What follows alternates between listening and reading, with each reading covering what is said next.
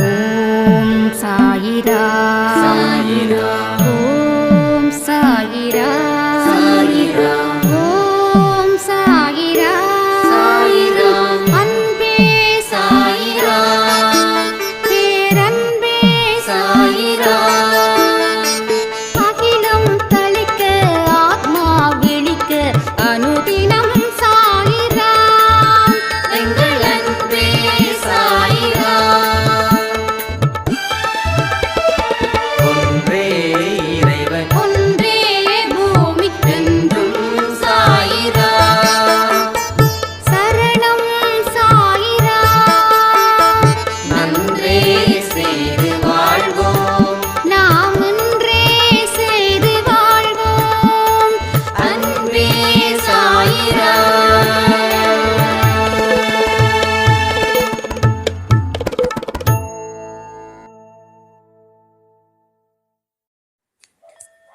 ஏன் அன்பு குழந்தையே, எதிரியை அழிக்க வேண்டும் என்ற எண்ணம் வந்ததே, அந்த எண்ணத்தையும் அந்த எண்ண உணர்வையும் அழியுங்கள். வாழ்க்கை ஆனந்தமாகும். உனக்கு இன்னும் சில விஷயங்கள் புரியாதவையாக உள்ளன. நீ மலை போல நினைத்திருக்கும் பிரச்சனைகள் எல்லாம் நான் ஏற்கனவே தீர்த்து விட்டேன். எத்தனை முறை சொன்னாலும் நீ அந்த பயத்திலேயே இருப்பதால் தீர்த்த பிரச்சனையை தீர வேண்டும் என தொடர்ந்து வேண்டிக் கொண்டிருக்கிறார். பிரச்சனை என்று வந்துவிட்டால் ஓரடியாக பயந்து விடுகிறார். இதை இப்போதே விட்டுவிடு. இனி வரப்போவதெல்லாம் மிகவும் நல்ல நேரங்கள், நல்ல காலங்கள். வாழ்வில் எதையெல்லாம் நீ நிரந்தரம் என நினைத்துக் கொண்டிருந்தாயோ அவையெல்லாம் நிதர்சனம் இல்லாத பொய்கள் என்பதை புரிந்து கொள்ளதே மிகப்பெரிய பாடம். ஏனென்றால் இப்பொழுது இருக்கும் இந்த உலகத்தில் ஒரு மனிதன் பிற மனிதர்களோடு பழகும் போது அவர் எந்த எண்ணத்தில் பழகுகிறார்கள் என்பது அந்த மனிதனுக்கு தெரியாது. வெளி உலகத்தில் உள்ள மனிதர்களை பற்றி தெரியாமல் அந்த மனிதனும் தன்னை பற்றிய உண்மைகள் அனைத்தையும் கூறிவிடுவார். ஆனால் கேட்டுக்கொண்டிருக்கும் பிற மனிதர்கள் வேறொருவர் இருந்து சொல்லி அதை கேலி செய்து சிரித்துக் கொண்டிருப்பார். ஆகையால் அனைத்து மனிதர்களையும் சமமாக பார்க்க கற்றுக்கொள். ஆனால் அனைவரும் ஒரே மனோதிடம் உடையவர்கள் என்று எண்ணாதே. உன்னுடைய சோகத்தை கேட்டு உன் கண்ணை துடைப்பது போல் துடைத்து வெளியே சென்று அதை சொல்லி கேலி செய்பவர்களும் இருக்கிறார்கள் இந்த உலகத்தில். அதே சமயம் உன்னுடைய சோகத்திற்காக அதை உன்னுடைய சோகத்தை போக்க வேண்டும் என்பதற்காக கடவுளிடம் பிரார்த்திப்பவர்களும் இருக்கிறார்கள். அனைவரையும் ஒன்று என்று கருதாதே. அனைவருக்கும் வேறு வேறு மனம். சிலருக்கு மற்றவர்களை எப்படி முட்டாள்களாக்க வேண்டும் என்ற குணம், ஒரு சிலருக்கு மற்றவர்களை எப்படி துன்புறுத்த வேண்டும் என்பது குணம், ஒரு சிலருக்கு மற்றவர்களுக்கு உள்ள துன்பங்களும் விலக வேண்டும் என்று பிரார்த்திக்கும் குணம். இந்த மூன்று குணத்தில் எது உன்னை சுற்றியுள்ள குணம் என்பதை புரிந்து நடந்து செயல்படும். ஆனால் யாருக்கும் அடிமையாகாதே. அடிமையாகினால் உன்னால் அவர்களிடம் இருந்து சற்று கூட விலகி இருக்க முடியாத ஒரு சமயம் வந்துவிட்டால் உன் வாழ்க்கையையே அது திருப்பி போட்டுவிடும்.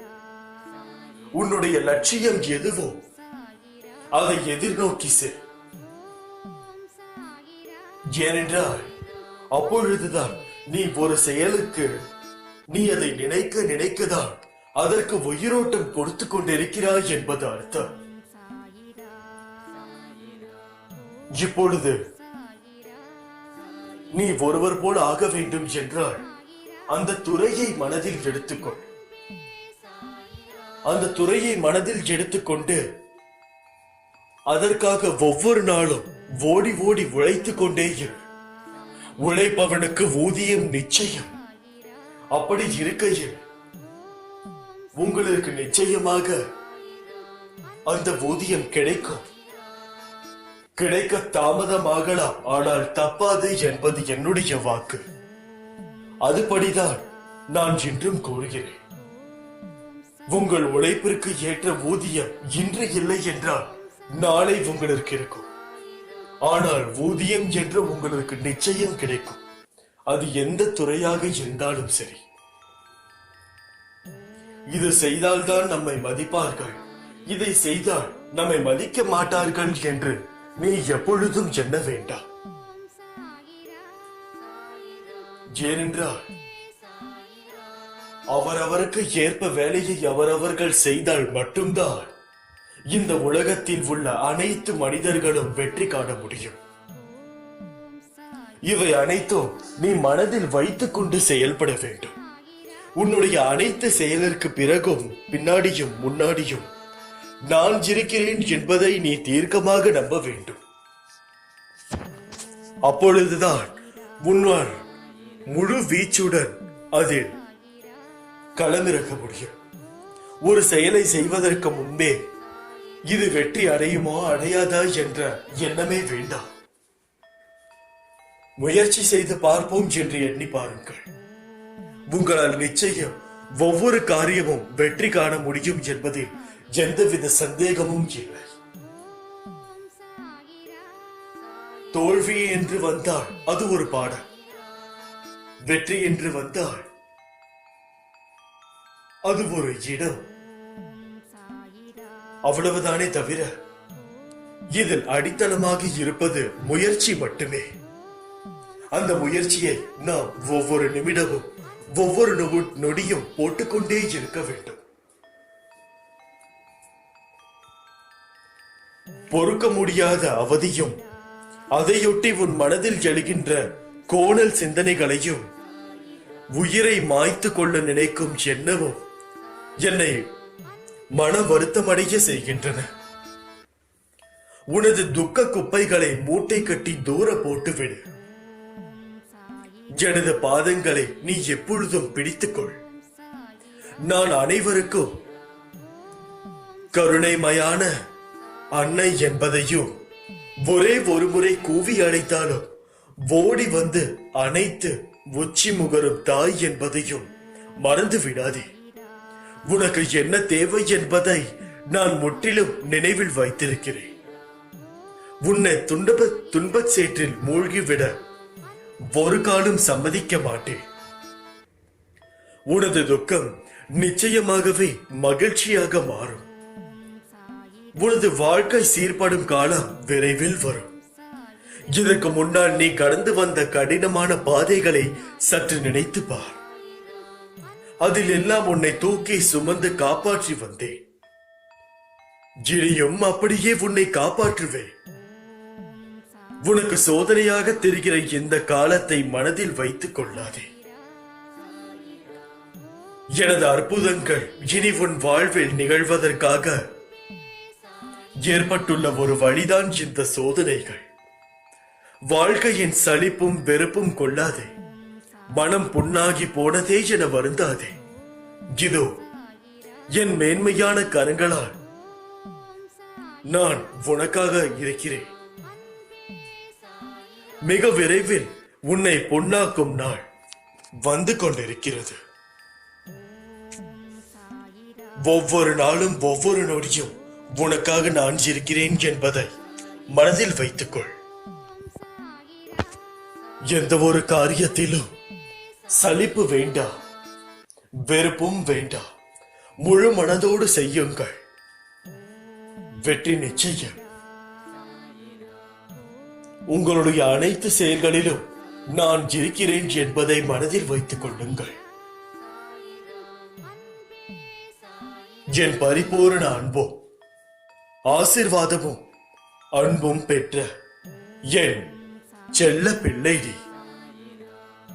உன் வாழ்க்கையில் வெற்றி என்ற தீபத்தை நான் நிச்சயமாக ஏற்றுவேன் என்பதை முழு மனதுடன் நினைவில் வைத்துக்கொள். உன் வாழ்க்கையில் வசந்த காலங்களோ வருவது உறுதி. உன் தாயாகவும் தந்தையாகவும் உன்னை எப்பொழுதும் நினைவில் நிறுத்திக் கொண்டு காப்பே. இது சத்தியமாக நடக்கும். இப்படிக்கு உன் சாயப்பா. அல்லா பாலக். ஏன் அன்பு குழந்தையே, மனம் ஒரு உறுதிப்பாட்டையே அறிந்ததில்லை. நிலையற்ற புத்தியுள்ள ஒரு மனிதன் இருந்தான். அவன் செல்வம், ஆரோக்கியம் முதலியவை வாய்க்கப்பட்டிருந்தான். மனோவேதனைகளில் இருந்து விடுபட்டவனாக இருந்தான். எனினும் தேவையற்ற கவலைகளையும் பாரங்களையும் தன் மீது போட்டுக்கொண்டு மன அமைதியை இழந்து இங்கும் அங்கும் சுற்றித் திரிந்தான். சில சமயம் பார்த்ததையெல்லாம் இறக்கிவிட்டு சில சமயம் அவற்றை மீண்டும் சுமந்தவனாயும் இருந்தான். அவனது மனம் ஒரு உறுதிப்பாட்டையே அறிந்தது இல்லை. அவனது நிலை கண்டு நான் இரக்கம் கொண்டேன். அவனிடம், இப்போது நீ விரும்பும் ஏதாவது ஒரு இடத்தின், அதாவது குறிக்கோள் மீது உனது நம்பிக்கையை தயவு செய்து வைப்பாயாக. ஏன் இவ்வாறு சுற்ற வேண்டும்?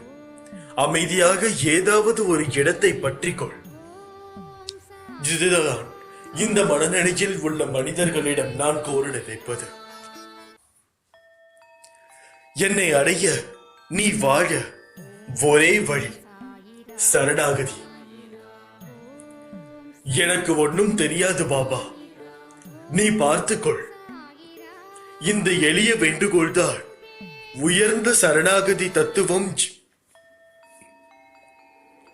இதைதான் பாபா என்னிடம் சரணடைந்து விடு, பாரத்தை என் மேல் வைத்து விடு, அமைதியாயிரு, நம்பிக்கையுடனும் பொறுமையுடனும் இரு. உங்களிடம் வேண்டுவது இரண்டே வார்த்தைகள் தான், அளவற்ற பொறுமை, அசையா நம்பிக்கை என்கிறார். இதை சுவாமி நல்வாழ்வர், அதாவது நம்மாழ்வர் திருவாய் மொழியில் கீழ்கண்டதவாறு கூறுகிறார்.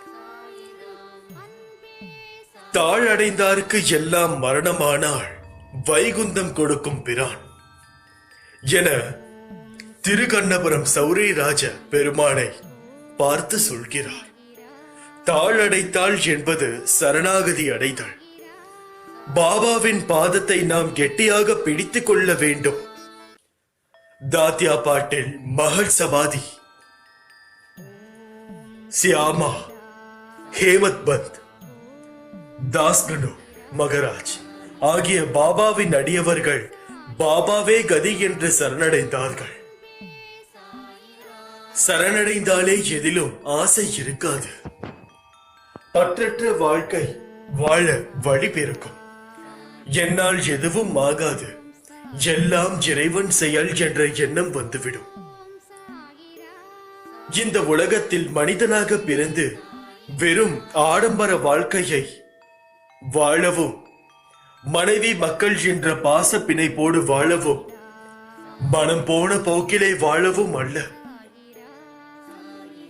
இந்த பிறவியின் நோக்கமே மீண்டும் பிறவாமைக்காகவும் சேவை மூலம் பிறருக்கு உதவுவதும் தான். சரணாகதியின் மூலம் மீண்டு இறைவனை அடைய வேண்டும். அதுதான் இந்த பிறவியின் உயர்ந்த லட்சியமாக இருக்க வேண்டும். இதுதான் நம் மண்ணில் யுகந்தோறும் அவதாரம் செய்யும் அவதார புருஷர்கள், சித்தர்கள், மகான்கள், ஞானிகள் ஆகியோர் நமக்கு கற்றுத்தந்த பாடம். நீங்கள் ஜபம், தியானம், பூஜை என்று எந்த செயலையும் செய்ய வேண்டாம். கலியுகத்தில் பகவானின் நாமத்தை சொன்னாலே உங்கள் பாவங்கள் தொலைந்து நற்கதி அடைய பாபா வழிகாட்டுவார். பிறருக்கு தீங்கு செய்யாமல் எல்லோரிடமும் அன்பு காட்டினார் உங்களை ஓய்விக்க பகவான் பாபா ஓடோடி வருவார்.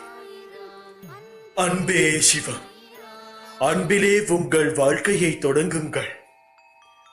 எல்லோரிடமும் அன்பாக பேசுங்கள், அன்பாக பழகுங்கள். இதை நம் வாழ்வில் கடைபிடித்தாலே பாபா நம்மை அவருடைய நல்லாட்சியில் மேன்மை அடைய செய்து விடுவார். ஆன்மீகம் என்பது மிகப்பெரிய சமுத்திரம். அதில் சரணாகதி தத்துவம் என்பது ஆழ்கடலில் நடுவில் சலனமற்ற அலைகளற்ற அமைதியான சமுத்திரத்திற்கு ஈடானது. சரணடைந்தால் மனம் அமைதி பெற்றுவிடும். எனவே பாபாவின் பாதங்களை சரண் புகுவோம். பாபாவின் நாமத்தை உச்சரிப்போம். பாபாவே கதி என்று அவர் தம் தாழடைவோம். இவ்வாறு செய்தால் நான் அவருடைய அனுகிரகம் முழுவதுமாக பெற்றுக்கொள்ள முடியும். எனது கதைகளை வாசிப்பவர்கள் மகிழ்ச்சியும் நிரந்தர திருப்தியும் கொண்ட பாதையில் செல்வார்கள் என்பதை மனதில் வைத்துக் கொள்ளுங்கள். என்னவென்றால் எனது கதைகளும் உபதேசங்களும் ஒவ்வொரு வீட்டிலும் இருந்து படிப்பவர்களின் மனதிற்கு ஆறுதலை தந்து அவர்கள் வாழ்வில் நிம்மதியையும் ஆனந்தத்தையும் அளிக்கட்டும். அச்சமோ வலியோ உங்களை பிடிக்கும் போது எனது புத்தகத்தை உங்கள் நெஞ்சுக்கு நெருக்கமாக வைத்து என் பெயரை உச்சாரணம் செய்யுங்கள். உங்களது வேதனைகள் அனைத்தும் மறைந்து மகிழ்ச்சியும் அமைதியும் உங்களை சூழ்ந்து கொள்ளும். கலியுகத்தில் என் கதைகளை வாசித்து என் புகழை கேட்டு என் பெயரை உச்சாரணம் செய்வது வாழ்வில் மகிழ்ச்சியையும் இறப்பில் முகத்தையும் முக்தியையும் அளிக்கும். ஏனெனில் எனது கதைகளை வாசிப்பதென்பது என்னுடனேயே இருப்பதற்கு சமம். இக்கதைகள் உங்களை தூய்மைப்படுத்தி உங்கள் கணத்தை மேம்படுத்தும். நோயின் பிடியில் இருந்தும் மரணத்தில் இருந்தும் கூட எனது அன்பு உங்களை காப்பாற்றும். எனது கதைகளை தினந்தோறும் ஒவ்வொரு அத்தியாயமாக வாசியுங்கள். ஒவ்வொரு பாடத்தையும் உங்கள் மனதில் பதிய வைத்துக் கொண்டு நேர்மையும் சிறப்பும் தானமும் கொண்ட வாழ்வை வாழுங்கள். நீங்கள் செல்லும் எந்த பாதையையும் எனது அன்பு ஒளியூட்டி நீங்கள் அனுபவிக்கும் எந்த இருட்டையும் கருமேகத்தையும் நீக்கிவிடும். என் சொற்களில் நம்பிக்கை வையுங்கள். உங்களுடன் நான் எப்போதும் இருக்கிறேன். உங்கள் மனதில் நான் வாழ்கிறேன். என்னை நாடும் ஒவ்வொரு முறையும் அன்புடன் என்னை அழைத்தால் உங்களிடம் ஓடோடி வருவேன். என் குழந்தைகளே, சத்தியமாக வருவேன். உன் மனதில் ஏன் இத்தனை கவலைகளும் எதிர்மறைகளும் நிறைந்து உள்ளது?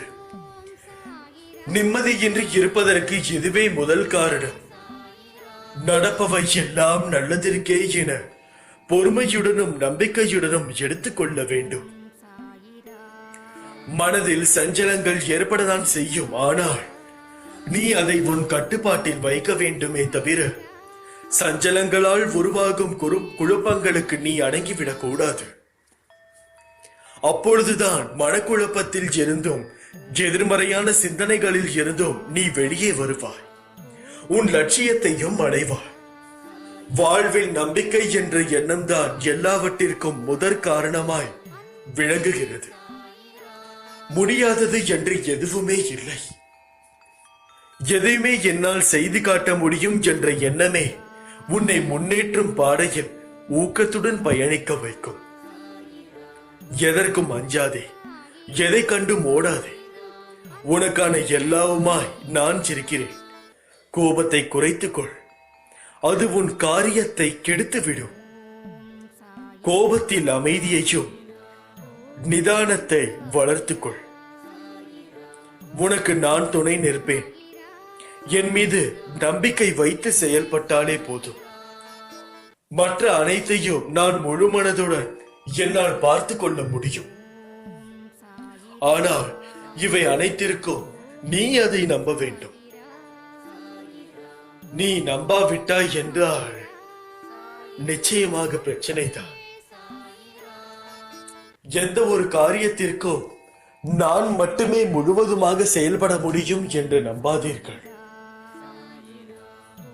நான் ஒரு 99% தான் செயல்பட முடியும். அந்த 1% நீங்கள் செயல்படுவதில் தான் உள்ளது. அதுதான் மிகவும் முக்கியமானதும் கூட. அதை புரிந்து செயல்படுவாயாக. இப்படிக்கு ஒரு சாயப்பா. அல்லாஹ்.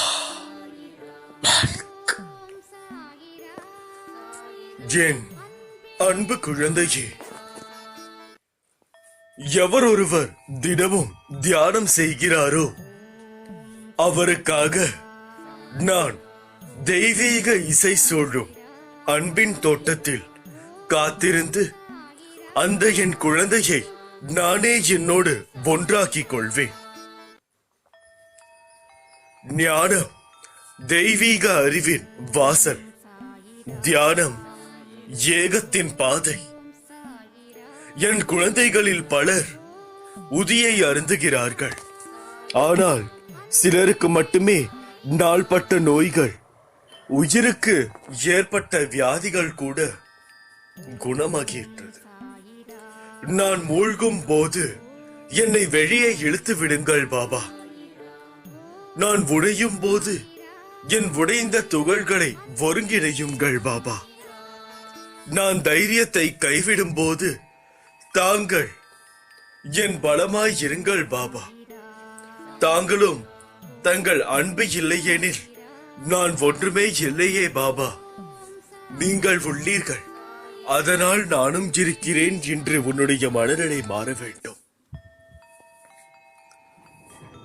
ஓ சாயி, தாங்கள் அவதார காலத்தில் நான் ஷீரடி மண்ணில் கல்லாகவோ புல்லாகவோ மண் துகளாகவோ பிறந்திருக்க கூடாதா என்று ஏங்குகிறேன். நான் அப்போது தங்கள் பாதங்களை முத்தமிட்டிருக்க முடியும். உங்கள் பிரசாதமாம் பாதத்துளியை என் சிரசில் தாங்கி இருக்க முடியும். அந்த புனித தலத்திற்காகவே காலமெல்லாம் ஏங்குகிறேன் பாபா. தங்கள் பாதங்களே என் புனித தலம். காலை விழித்தவுடன் ஏற்படும் உன் முதல் எண்ணம் அந்த நாள் முழுவதும் எவ்வாறு இருக்கும் என்பதை நிர்ணயிக்கின்றது. எனவே மகிழ்ச்சியான சக்தி வாய்ந்த எண்ணத்தையே நீ விழித்தெழும் போது கை கொள்வாயாக. எழுகையில் என்னை எண்ணுக. நான் உங்களை காணும் போது ஓ பாபா, நான் அப்படியே உருகி போகிறேன். ஏதோ மாயாஜாலம் நடக்கிறது. பரவசம் என்னுள் நிறைகிறது. அன்பெனும் பித்து என்னை சூழ்ந்து அரவணைத்துக் கொள்கிறது. தாங்கள் என்னுள் ஏக நிலையை உயிர்த்தெழ செய்கிறீர்கள். சோகம் என்ற தத்துவத்தை நான் தங்களிலும் தங்களில் என்னிலும் உள்ளோம் என்னும் பாவத்தை குழந்தாய் எப்போதும் நினைவு கொள். நீ ஒரு அழகான ஆத்மா.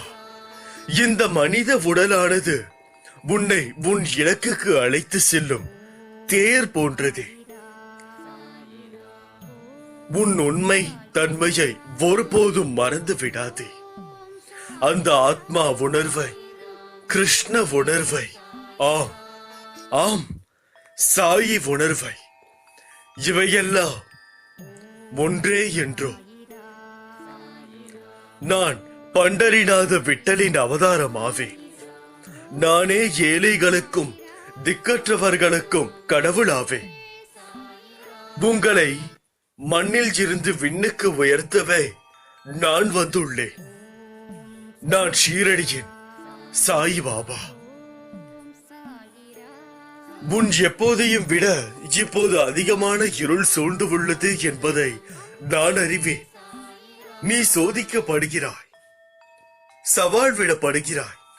கரையில் இருந்து வெகு தூரத்தில் உள்ள நீர்பரப்பில் தள்ளிவிடப்படுகிறாய் என்பதெல்லாம் நான் நன்றாக அறிவேன். ஆனால் குழந்தாய், நீ தனியாக இல்லை. ஒரு நாள் கூட, ஒரு நொடி கூட. ஏனென்றால் உன் பாதை முழுவதிலும் உனக்கு துணையாக நான் கூடவே இருக்கிறேன். எங்கும் கோர புயல்கள் வீசுகின்றன. வாழ்வின் கஷ்டங்கள் பெரிதாக வளர்கின்றன. பாபா, என்னை தயவு செய்து தங்கள் வலிமையான கரங்களில் பாதுகாப்பாக ஏந்தி கொள்ளுங்கள். எனக்கு வேறு வழியும் இல்லை, வேறு காப்பரும் இல்லை தங்களை இன்றி. என் பாபா, எனக்கு நீங்கள் வேண்டும், அவசியம் வேண்டும். தீவிரமான ஆழமான பக்தருக்கு பயம் என்பதில்லையே. வழியை எண்ணியோ வாழ்க்கையை எண்ணியோ பார்வையில் தோன்றும் அனைத்தையும் மீறி அவர் என் மீது அன்பு செலுத்துகிறார்கள். என் பாதங்களை நம்புகிறார்கள். என் பக்தருக்கு தெரியும், அவர் பயப்பட தேவையில்லை, நான் இங்கேயே இருக்கிறேன் என்று. விதி என்னும் வினையால் வீழ்ந்தாலும் உன்னை பலம் கொடுத்து நான் தூக்கி விடுவேன். உங்கள் செயல் சரியாக இருந்தால் போதும். பிறர் விமர்சிப்பதை கண்டு கவலை கொள்ளாதீர்கள். இறுதியான தீர்ப்பை தருபவர் நானே. உனக்காக என்னுடைய குரல், உன்னுடைய பேராபத்துகள் உரிய நேரத்தில் என்னால் எச்சரிக்கப்பட்டு தவிர்க்கப்படும். உனது நெருக்கடியான நேரங்களில் என்னை இருக்க பற்றிக்கொள். நான் உனக்கு தேவையான வலிமையை நிச்சயமாக தருவேன். என்னுடைய நாமத்தை சொல்லிக் கொண்டே இருந்தால் பிரார்த்தனைகள் எதுவும் தேவையில்லை. நாமமே அதை சரி செய்துவிடும். என் வார்த்தைகளை நன்கு கவனி. உன்னை நீயே வற்புறுத்திக் கொள்வதில் பயனில்லை. அதில் உனக்கென்ன கிடைக்கிறது? ஒன்றும் இல்லை, வலி மட்டும்தான். சூழ்நிலையை ஏற்றுக்கொண்டு தைரியமாக இரு. நான் உன்னோடு இருக்கிறேன் அல்லவா? பிறகு ஏன் நான் உன்னிடம் இருக்க வேண்டும்? எல்லாம் சரியாகிவிடும் குழந்தையே. கொஞ்ச நாள்தான்.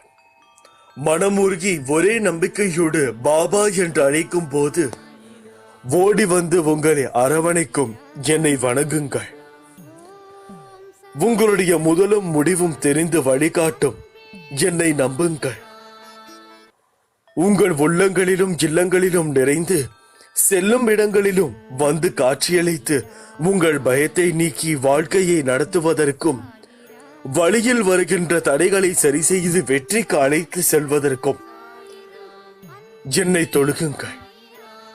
இன்று அல்லது நாளை உங்களுக்கு நல்லதை செய்வேன் என்ற உறுதியோடும் பொறுமையோடும் இருப்போருக்கு நிச்சயம் நான் அருள் தருவேன்.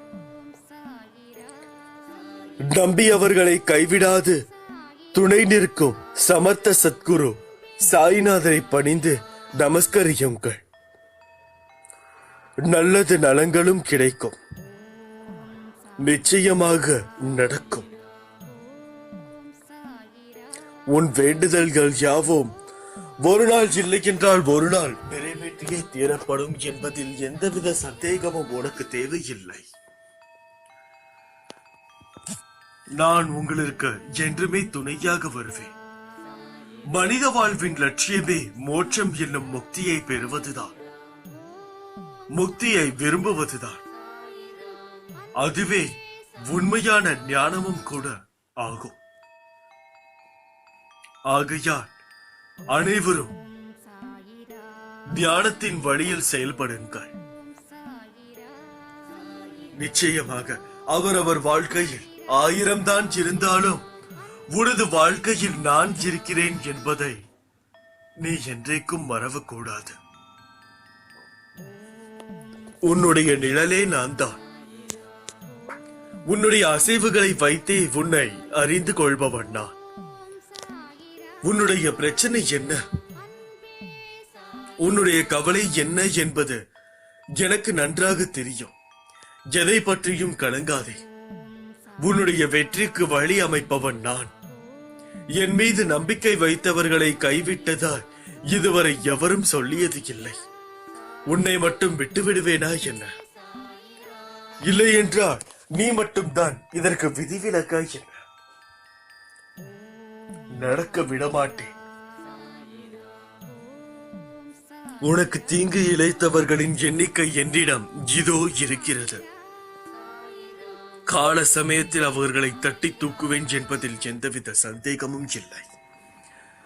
இப்படிக்கு உன் சாயப்பா அல்லாஹ்.